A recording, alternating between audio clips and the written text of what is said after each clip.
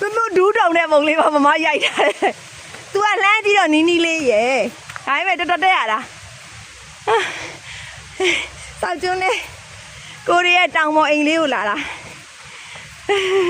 ခြေတုံးကတော့ရောက်ပြီဖြည်းဖြည်းသွားခြေတုံးကတော့ထထကြီးပေါ့အလဲကတော့သူ့ရဲ့ဒူမာကြောလေးတွန်းတွန်းဒူးတွေတော့အဲ့လိုပုံလေးကိုရိုက်ထားပေးတယ်မမဆိုလမ်းမှာနားရတာခောက်သမီးကမမနဲ့တော့မြန်းနေသေးတယ်အဲ့ဒါမှကိုခေါ်လာရင်တွဲတက်ရမယ်ဟာ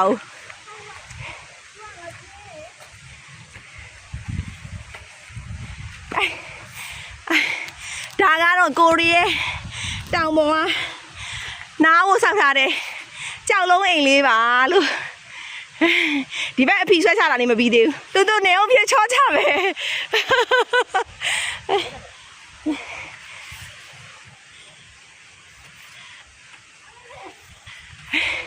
အောင်မြင်တော့ရောက်သွားတဲ့အချိန်ကျဒီဘက်ကိုလှည့်ပြီးတော့ပြောလိုက်ပါရောက်သွားတဲ့ရုပ်ကလေးကိုရောက်ပါပြီ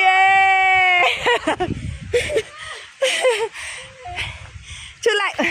မိုးကတွေပါချွတ်ပူတယ်အထဲမှာချွတ်တာ